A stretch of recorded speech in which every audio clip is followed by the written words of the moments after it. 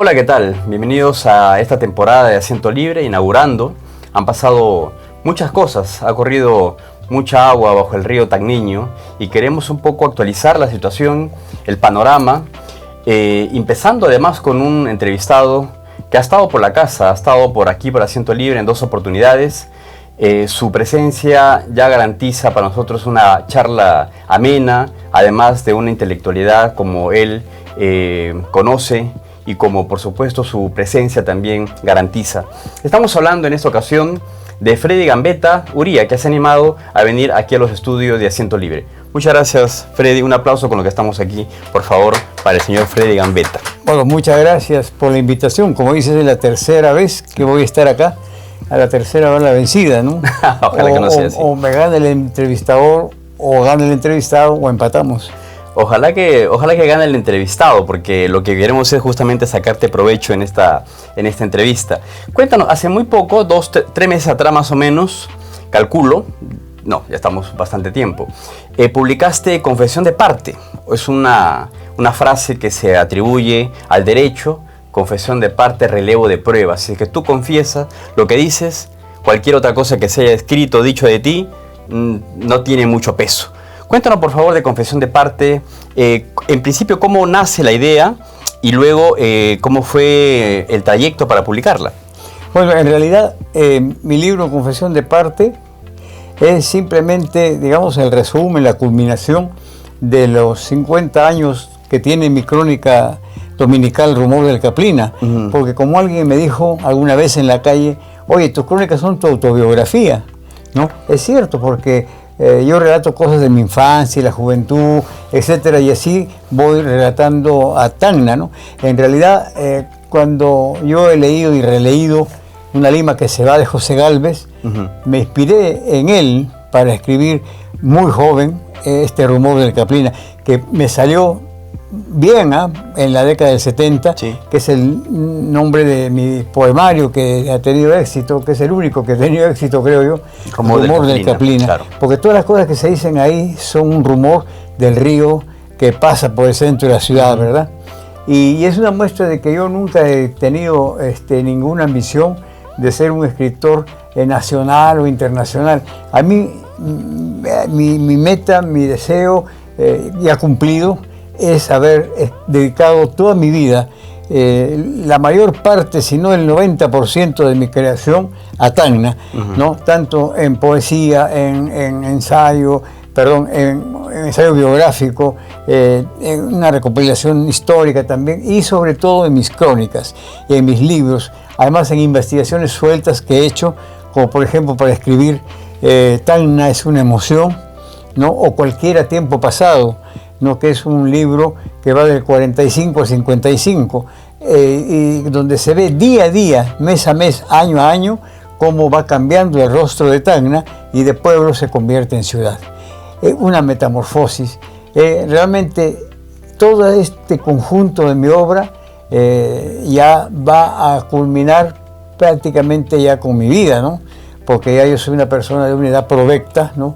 Yo no voy a decir que soy un joven, ¿no? Soy un hombre ya mayor, y veo que con mi Tacna, esa Tacna que yo conocí, también ya murió, ya desapareció. Mis mayores ya se fueron. Nosotros somos ahora los mayores, ¿no? Lucho Cabañaro, Robert Pango, yo, esos son los mayores. Y esos, ¿no? Ya Lucho se fue y ya pues por ley natural tendré que irme yo también. Y punto. Tiene que venir un nuevo cronista, ¿no? Para que ya hable pues de sus experiencias, etcétera, en la Tacna esta nueva, digamos, ¿no? Y hay, ¿no? Hay algunos que tú los esbozas ahí como posibles, digamos, sucesores de tu tradición y de tu estilo, además. Sí, pero no los veo y no tienen por qué tampoco, claro, que inspirarse solamente en las cosas de Tacna, locales, ¿no? Ellos están buscando su propia voz, y eso me parece muy, muy interesante. Está claro que tú perteneces a la generación del 70, ¿cierto? A la poesía del 70, junto con Segundo Cancino, está ahí, Livio Gómez, puede ser. ¿Y qué más esbozas ahí en el ambiente yo tengo de los 70? La única fotografía que hay de ese grupo, aunque claro, faltan algunos, pero es la más significativa. Sí. La tomamos en la primera cuadra de la Alameda Bolognesi, que todos queremos verla restaurada. Y en esa fotografía están Martín Parodi, a quien quiero muchísimo. Cierto, Martín Parodi. Martín Parodi lo admiro, es un hombre sano, sencillo. Yo no tengo palabras para expresar el cariño que siento por Martín Parodi. Segundo Cancino, Livio Gómez, que no era acá, pero pertenecía grandemente como un dinamo. Ancashino, ¿no? Sí, Ancashino, a la poesía tagneña. Está Luis Alberto Calderón Albarracín, ¿no? Y yo, claro. Entonces, los tagneños realmente, de esos grupos del 70, a los cuales se unió uno más joven, Hugo Salazar, más adelante, ¿no? Que murió muy joven, a los 42 años. Y son Martín Parodi, que es tagneño, y yo, ¿no? Y creo que Luis Alberto Calderón, no sé si nació en Tacna o en Sama. Claro, no vamos a hacer las pequeñas precisiones, sí, porque nacieron en el departamento de Tacna. O hicieron su poesía acá en todo caso, ¿no? Segundo Cancino, por ejemplo, es de Guanuara, ¿no? Sí, pero Candarave. Pero hizo su poesía acá, ¿verdad? O sea, eso no es relevante. Yo conocí a Livio Gómez, aunque no lo creas, ya fallecido, el día de su entierro. El día de su entierro, una profesora que nos tocaba nos llevó y dijo que se había muerto el 2010, en agosto del 2010 me parece que fue, un gran poeta y que había sido profesor de la universidad, y nos llevó, y a partir de ahí ya entendí un poco la poesía de Livio Gómez, leímos un poco más, pero curiosamente lo conozco el día de su entierro, una cosa que no suele pasar. Además, Livio Gómez es un gran poeta, ¿no? Un gran poeta. Para mí, Livio Gómez es uno de los grandes poetas nacionales. ¿Por qué me atrevo a decir esto? Porque su voz es única, es personal. Es personal. Nadie puede imitarlo. Cuando tú no puedes imitar a un poeta, porque se sabe, ese es Livio Gómez. ¿No? Tú quieres hablar como Neruda, escribes como Neruda, es Neruda. Se nota. Pero Vallejo es Vallejo. Se nota. ¿No? O sea, Eguren es Eguren. O sea, las voces son unas voces únicas. Y la voz de Livio Gómez, ¿cuál fue el gran problema de Livio? ¿No? Es vivir en la provincia. Si él hubiera estado en Lima, hubiera sido otra cosa. Mi relación con Livio Gómez es muy simpática, ¿no? Lo conocí leyendo pues a los 13, 14 años los diarios de Lima, y un ávido lector, y ahí veía la foto de Livio Gómez, de César Calvo, de Arturo Corcuera, participando en el premio El Poeta Joven del Perú, que organizaba el hermano de Arturo Corcuera, Marco Antonio Corcuera, en Trujillo. Un día del año 67 o 68, lo debo precisar ahí en mi libro, en el pasaje Vigil lo vi sentado Livio Gómez. Fue para mí un deslumbramiento, ¿no?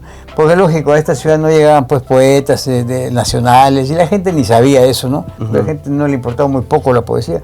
Bueno, entonces, y me acerqué a él, y le dije, disculpe, yo soy Freddy Gambetta, soy de acá, entonces, lo he seguido a usted por esto, y muy bien, conversamos. Y entonces me dijo, le dije que yo también escribo. Muy bien, muéstreme lo que escribe, me dijo. Y yo ya había ganado el primer puesto en los Juegos Florales de San Agustín, de la Universidad de San Agustín, con el cuento Muerte al Amanecer. Y había ganado el poeta bolognesiano en 64. Y le mostré mi poesía, y él me enseñó a escribir poesía en media hora. Es decir, tú cuando estás tocado por la poesía, ¿no? Claro.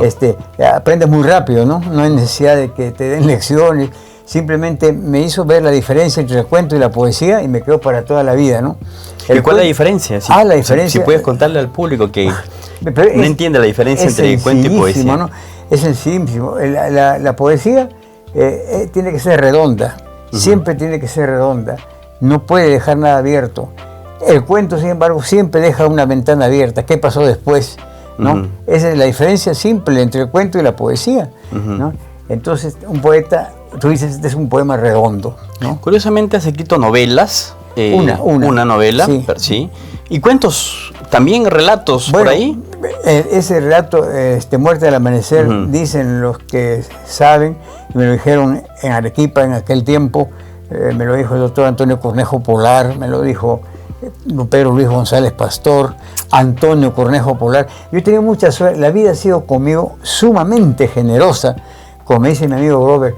¿Qué tal manera de poder relacionarte tú con gente de un nivel intelectual y una presencia intelectual nacional e internacional? Tú puedes decir es mi amigo, o sí lo conozco porque lo he visto a Tom Jones cantar, pero no es tu amigo. Tu amigo es el que, como decía el doctor Cabieses, es el que se sienta a tu mesa y comparte los alimentos contigo. Ese es tu amigo, ¿no? Mínimamente, ¿no? Y yo he conocido a grandes peruanos, como están ahí en mi libro, ¿no? Bueno, Jorge Basadre, ¿no? Bueno, empezando, ¿no? Empezando fuerte, en realidad. José Jiménez Borja. Juan Gonzalo Rose, ¿no? Que Juan Gonzalo, es decir, nos teníamos una amistad entrañable con César Miró, que para mí es inolvidable, ¿no?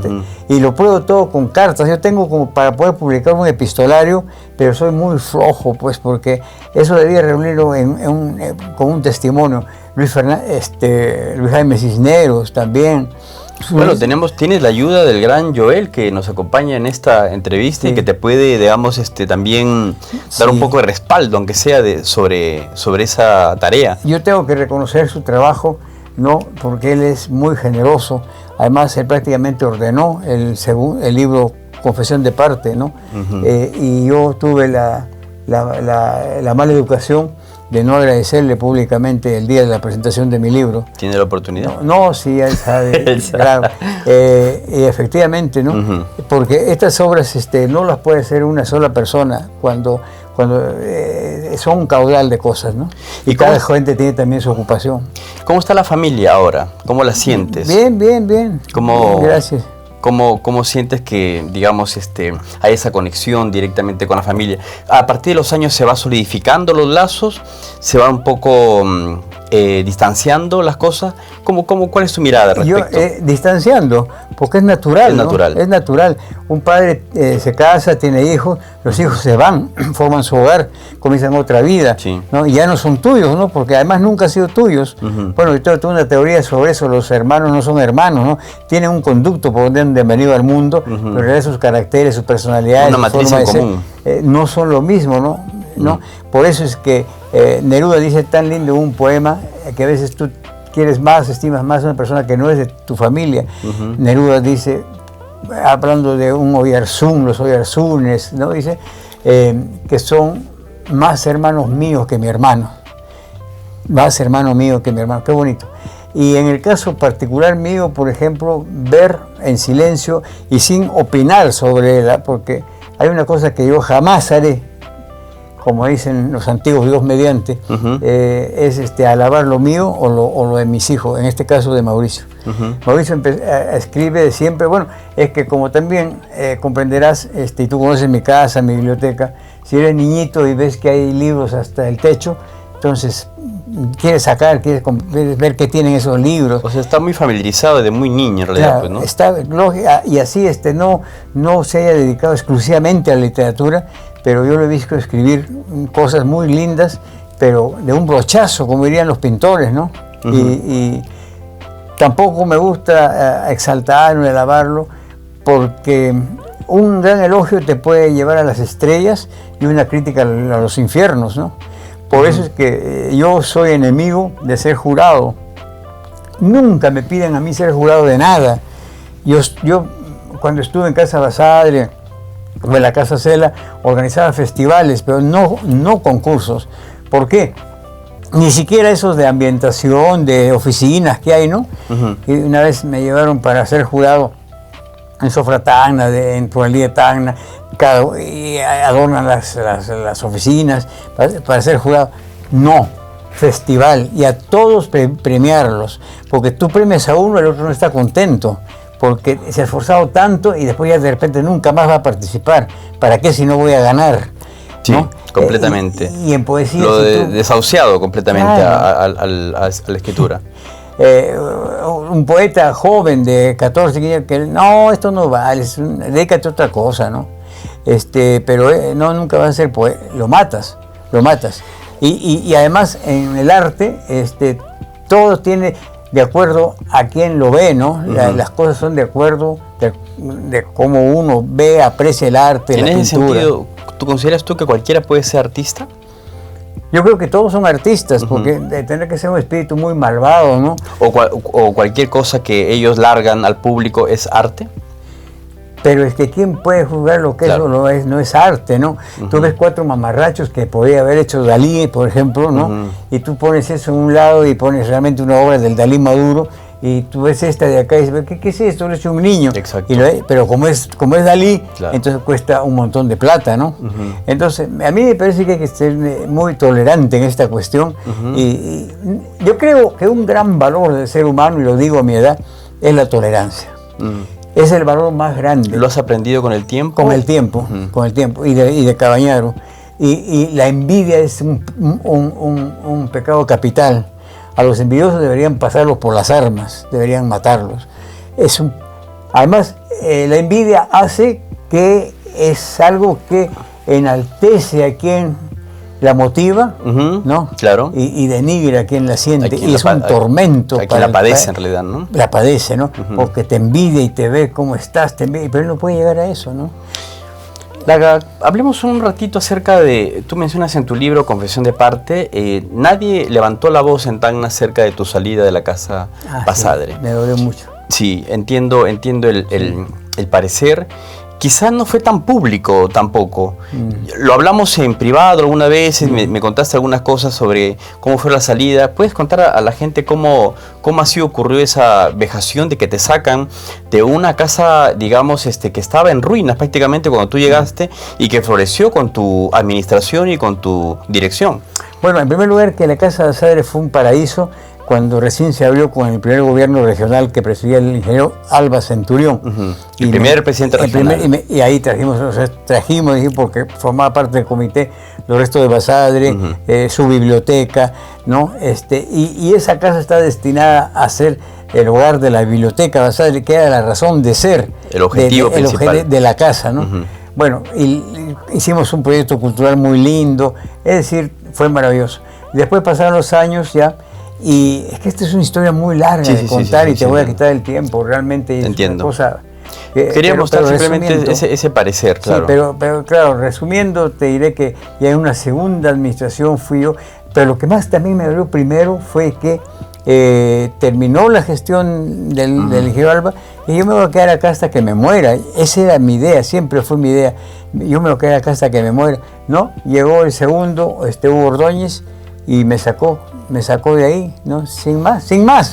Ya dejé de ser director de un día al otro. Ya, yo sé quiénes fueron los intrigantes, en ese caso sí sé quiénes fueron los intrigantes, y es una cuestión, comillas, política, ¿no? Ya. Entonces, yo sí toda mi vida liberal no he estado marcado por estos otros que se ponen las etiquetas de rojos, de un rojo un rojo carmesí, un rojo encendido, no, yo no, gracias a Dios. Y posteriormente, ya el Banco de la Nación tomó otra vez la Casa Basadre, porque la Casa Basadre logró, el ingeniero Alba, que se entregara en 100 años en uso al gobierno regional, ¿no? Y cuando el gobierno, el Banco de la Nación le da un dinero a Chocano, o le ofrece un dinero, no sé si se lo dio, ¿no? Le ofrece un dinero para la restauración, hizo caso omiso. Le vuelve a decir que le va a dar, le hizo caso omiso. Esa casa se cae, le decían al Banco de la Nación. Entonces le siguió un juicio, y un día amanecieron en la calle los libros del doctor Basadre, los muebles de la casa, todo en la calle, así un desalojo, un desahucio, porque lógico, el Banco de la Nación era el dueño y quería restaurar la casa. Ya, eso, ¿a quién se debió? ¿Qué sentiste ahí cuando viste todo eso? El dolor y la, ¿cómo te puedo decir? La inercia, el ser tan desatento los tacneños con nuestras cosas, sobre todo cuando son de la cultura, ¿no? Entiendo, porque... Además de un referente tan importante como Basadre, ¿cómo no cuidarlo? Y ya, bueno, entonces ya el Banco de Nación tomó, y después el que abrió la casa fue el gobierno de Vizcarra. Y entonces yo estaba de director del archivo regional, y me buscaron los funcionarios del Banco de la Nación para que sea director. Ya le dije, pero yo no puedo estar el 28 de agosto, sino puedo estar en noviembre, porque tengo cosas ahí. Realmente tenía todos los planos, todo de lo que hoy día se ha hecho en lo que es el nuevo archivo regional. Entonces eso lo empecé yo. Ya estaban para aprobarse el expediente técnico. Yo, ¿cómo voy a dejar esto así? Y pese a eso, porque viene otra administración y no lo va a hacer. Pero no, pues no fue así, no logré. Y ya en noviembre me dijeron, no, ya no podemos esperar más. Regrese, entonces instálese usted. Me instalé y encontré un escritorio y una silla. Yo cuando me dijeron, director de la Casa Basadre, del Banco de la Nación. Claro, parece algo pomposo. Lo que voy a hacer, sí. Claro. Va a ser una maravilla. Voy a tener un coro de Tacna, un teatral de Tacna pagado, ¿no? ¿Sabes cuál fue mi presupuesto? 500, sí. Lo dices en el libro, además. Es una vergüenza. Es público. Ya, bueno, pero cuando... ¿por qué salí? Simplemente porque hubo un recorte de presupuesto y no me podían pagar a mí, ¿no? Y tampoco a la secretaria que tenía y así. Y si usted quiere le bajamos el sueldo a la tercera parte y si no, váyase pues. Ya, entonces, ¿qué iba a hacer, no? Yo no soy persona de lo que se llama un bochinchero, un peleador que denuncia, no. Por eso quizá no tuvo mucho eco, quizá la salida tuya. Pero ¿sabes qué? ¿En qué me quedé? Fue cuando ya llegó esto que yo sabía que me iba a irme. Ir donde el gobernador regional, pues yo soy personalidad meritoria de la cultura. Además. Eso me importa a mí, porque usted, amigo que me está viendo, le importa un pito que yo sea, claro, pues porque por supuesto son logros de cada uno, ¿no? No nadie, el que está vanagloriándose, echándose flores por los títulos, pero es una evidencia, pues. No, además no solamente es algo tuyo, sino que además es lo que tú has aportado a la ciudad de Tacna. Bueno. O sea, no es en vano tu reconocimiento. O sea, yo no lo tomo tan como tuyo. Sí, es cierto que es tuyo, pero porque has contribuido notablemente a la cultura tacneña. O sea, también es nuestro, hasta cierto punto hay un reconocimiento que se te hace. Y sobre todo, ¿sabes por qué? Por haber sido promotor de cultura. Totalmente. Haber abierto las puertas y todo, a todo el mundo. Esa casa, todo el que venía era abrazado, bienvenido, sin cobrarle un 5, ¿no? Y además soy hijo ilustre de mi ciudad, de Tacna. Tengo las medallas de las 2 universidades, ¿ya? Soy comendador de la Orden del Libertador Castilla. Entonces, eso hubiera ido donde, mire, y que tengo mucha confianza con él, y me había designado su gerente de cultura en su segundo mandato, y me hubiera dicho, efectivamente, en nombre de Tacna voy a protestar. Eso se hacía, ¿no? Pero me quedé, pues, como tantas cosas me quedaba en mi vida, ¿no? Entonces, ¿te has desenvuelto más en el sector privado nuevamente? Bueno, siempre he estado en el sector privado. Es que mi vida es muy, ¿cómo te puedo decir? Ha tenido esos altibajos claro. Como todo el mundo. Y yo el año 92 salí de Electrosur con 20 años de servicio. Yo he sido jefe de Relaciones Públicas e Informaciones, como se decía entonces, de la región sur de Electroperú primero, que era Tacna, Moquegua y Arequipa, y después fue Tacna y Moquegua. Y después de estar allí los 20 años, Fujimori dio un incentivo para que la gente se vaya. Entonces nos fuimos muchos y pensamos en CRAE. Y imagínate nuestra inocencia, ¿no? Nadie nos advirtió, ¿no? La superintendencia de Banca y Seguros decir, no pongan ahí porque le va a ir mal. Bueno, sin embargo, yo saqué mi plata, la cobré y la deposité en CLAE. Y lógicamente pues ganaba el doble lo que ganaba en Electroperú sin trabajar, comillas, porque yo seguía trabajando en otras cosas. Claro. Y llegaría a sacar 3 veces y después quebró y perdí todo mi dinero. Pero yo agradezco a los dioses porque desde que salí de Electrosur y perdí mi plata, ni un día hasta el día de hoy que estoy acá he dejado de trabajar. Qué bueno. Además te hemos visto por todo lado, digamos, siempre pendiente con los alumnos. Te invitan a muchos colegios actualmente y tienes una ligazón que he visto muy de cerca con la nueva camada, con los niños. ¿Cómo sientes eso del reconocimiento o que en general te conozcan pequeñitos de 10, 11, 9 años? Eso a mí me conmueve y hace que yo me arrepienta de no haber sido profesor. Porque los profesores, ustedes tienen esa satisfacción de que por la calle los saluden sus alumnos, que los recuerden, ¿no? Eso lo envidio. Cuando me invitan no me niego, puedo negarme para otras cosas, pero no a ir a los colegios. O participar como este festival que tuvieron a bien organizar frente al en la Alameda Bolognesi, donde he visto niñitos de 9 años, de 12 años, adolescentes. ¿Cómo no me voy a emocionar que una niña adolescente tiene un cuento muy bonito con un título que no lo apunto, pues tengo mala memoria? Sí, pero ¿no? que evoca ardiente silencio, ¿no? Claro, entonces le dije, señorita, claro, por adolescente, qué hermoso es el título, pues no lo he leído, ¿no? Pero qué hermoso el título del cuento. Entonces, yo me inspiré en su libro, La herencia. Yo estuve ahí, sí. Oh, qué profunda emoción. Hablemos de política un ratito. Bueno, aunque no es mi especialidad, mi querido... Pero yo cada vez que hablo en privado con usted siempre estamos hablando de política. ¿Cómo ve el panorama latinoamericano a propósito de lo que está ocurriendo? ¿Cómo está esta ola, digamos, siempre pendular, ¿no? De izquierda a derecha. Sin embargo, ahora parece que está tomando forma un poco la derecha. ¿Cómo lo ves? Bueno, en América Latina siempre ha existido la política que se le llama del dominó. Que van cayendo las fichas y se van acomodando. Una época fueron solamente los izquierdistas y todos los gobiernos eran de izquierda. Sí. El del Brasil, el Uruguay, Argentina, Chile, ¿no? Bolivia con JJ Torres, el Perú con Velasco, en fin, ¿no?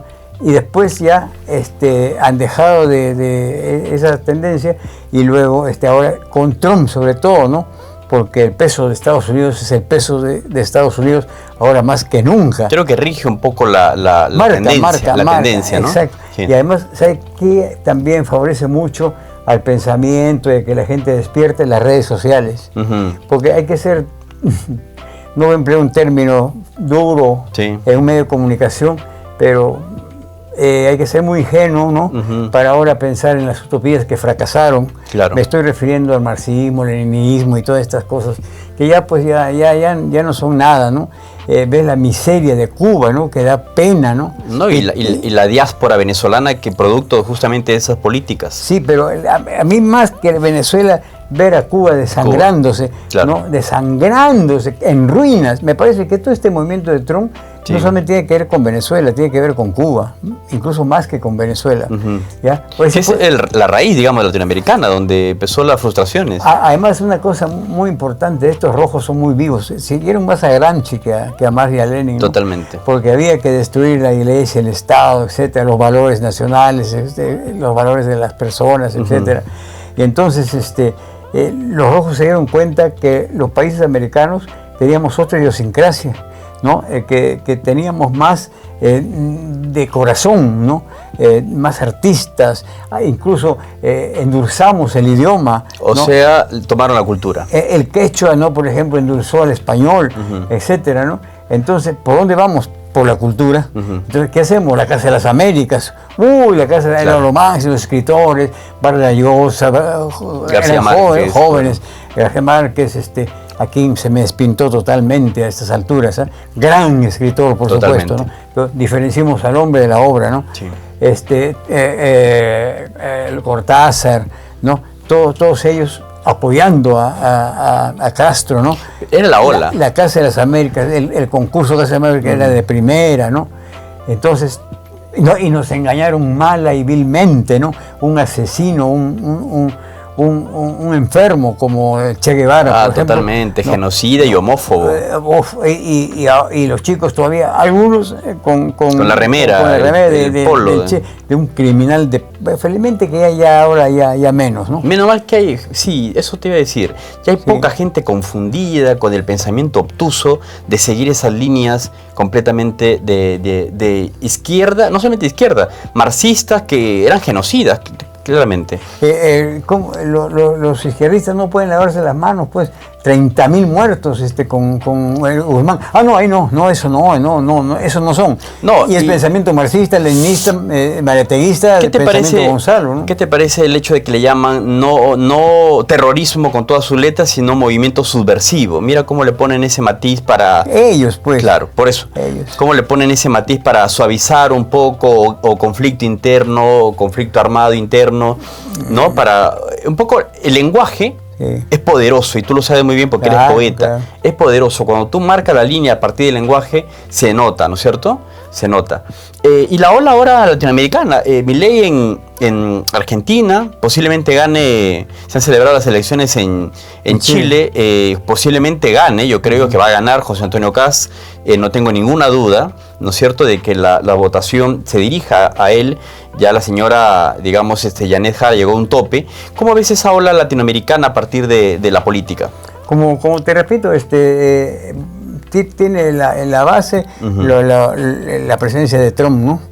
¿Por qué? Porque toda la gente ya comprende, si yo no estoy bien con estos, me va a ir mal, pues, me va a ir mal, me van a cerrar toda clase de convenios, pese a que hay convenios de libre comercio, Tratado de libre mercado, le importa un pito, ¿no? Porque, por ejemplo, no sube aranceles cuando quiere, claro. Y los baja al otro día. Y lo baja. Entonces, en la Alianza para el Pacífico, por ejemplo, ¿no? Sí. De Chile, Perú, Colombia y México, que era una creación de Alan García. ¿No? Ahora, ¿en qué queda, no?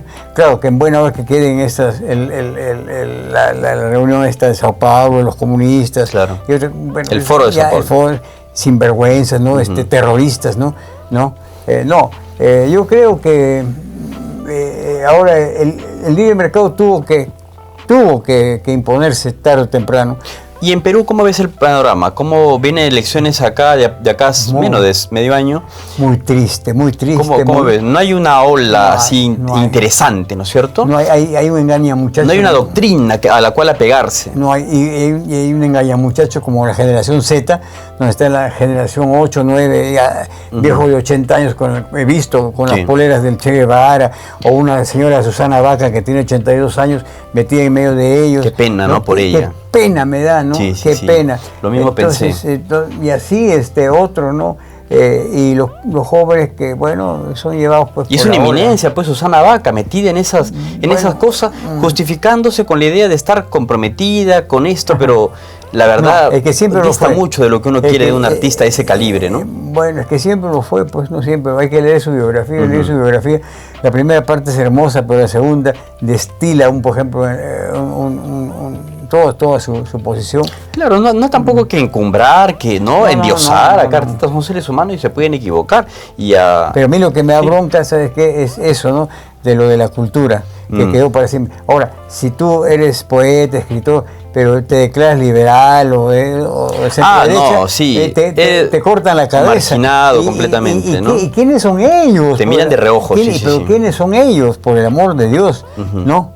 No, pues, viven su propia nube, ¿no? ¿Tienes algo sobre la política peruana? O sea, ¿algo te llama la atención? ¿Sabes qué? Yo siento... de los candidatos, algo, por lo menos, danos un poco de esperanza. No puede estar todo perdido. Claro, pero mira, si hay 40 candidatos, claro, ¿no? ¡Qué vergüenza! La primera cosa, vergüenza al mundo. Un país súper desarrollado. Yo creo que ni un país africano tiene 42 candidatos, pues, ¿no? Bueno, en África tienen partido único por lo general también. Pero ¿qué cosa tienen a quién sigue, qué ideología sigue cada uno de esos movimientos personales? Parece que aquí hubiera el concurso del partido propio, ¿no? Claro. Entonces, que uno tiene plata, tiene dinero, y entonces se busca unos cuantos y... ¿Te gusta alguno o ninguno? Mira, o mínimamente este es menos peor. A ver, bueno, arriesgate con algo.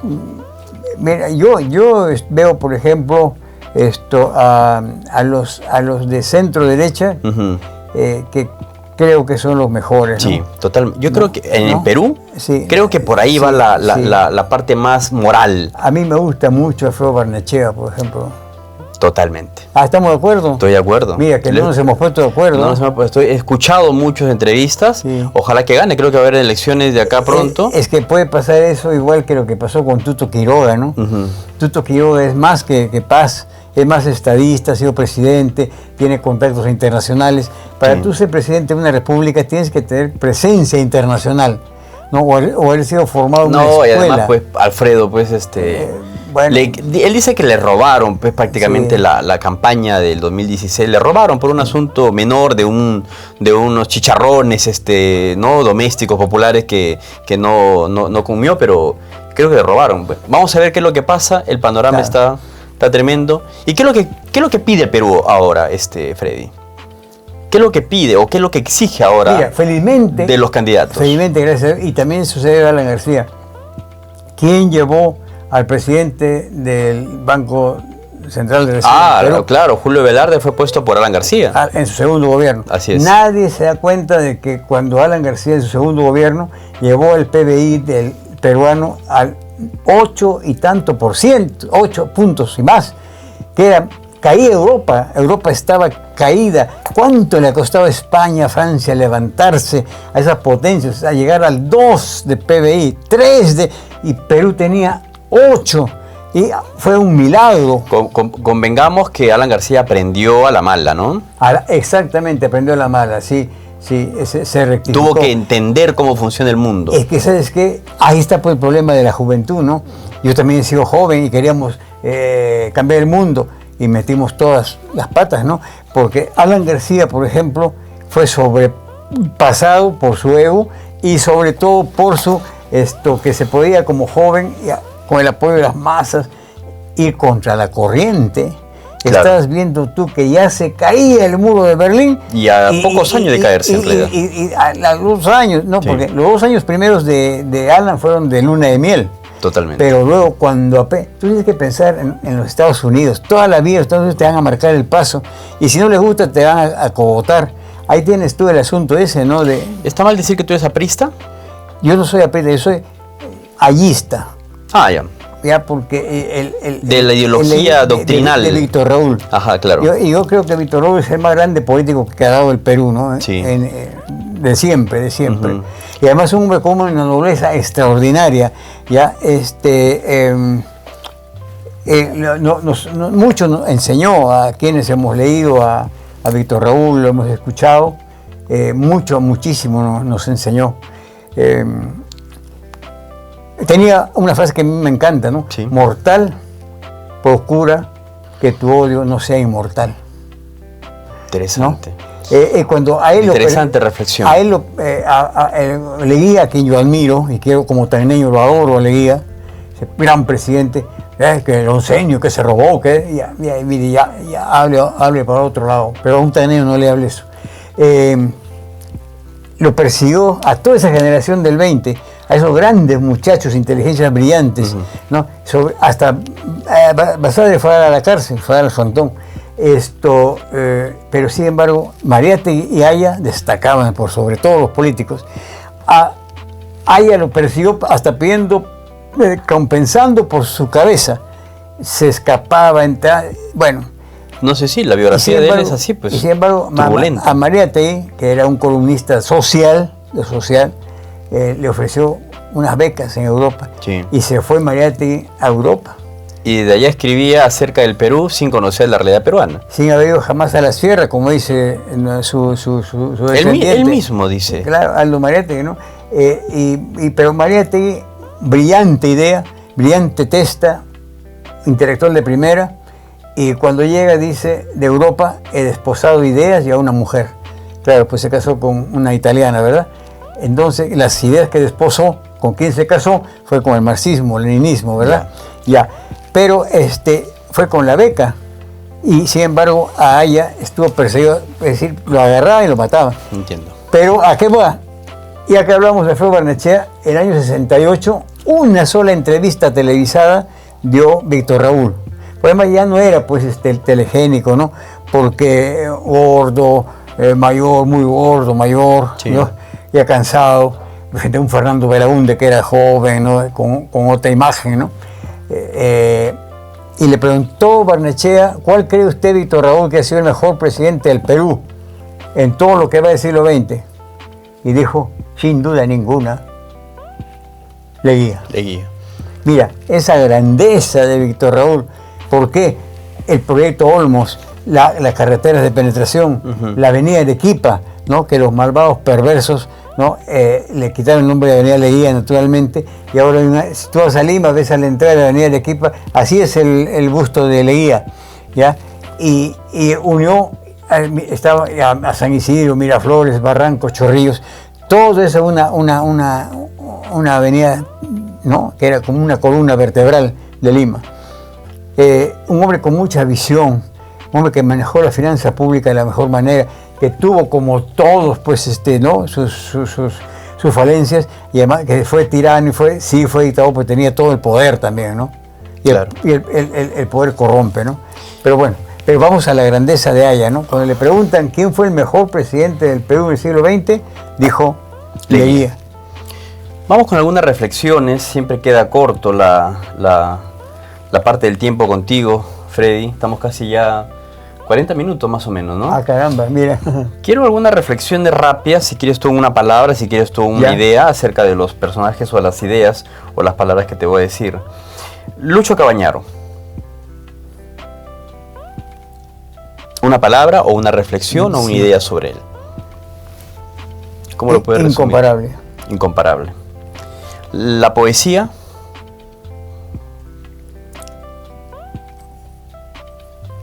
Un amor permanente. Vargas Llosa, que murió este año, por cierto. Un gigante de las letras. Familia. Unión, Grover Pango. amigo que no falla. Confesión de parte, tu último libro. Bueno, un resumen de lo que he hecho en los 50 años, pero que no es lo que yo hubiera querido que sea, ¿no? Porque tal vez pueda escribir una adenda a ese libro con anécdotas. Yo tengo muchas anécdotas en mi Pero vida. una siguiente Edición. Edición, claro. Sí. La vida, Buena conmigo. la muerte, La espero con ansiedad. con ansiedad. El amor, Eterno. y Tacna. El motivo de mi vida, mi bella enamorada. Un aplauso, así despedimos a Freddy Gambetta en esta oportunidad. Muchas gracias.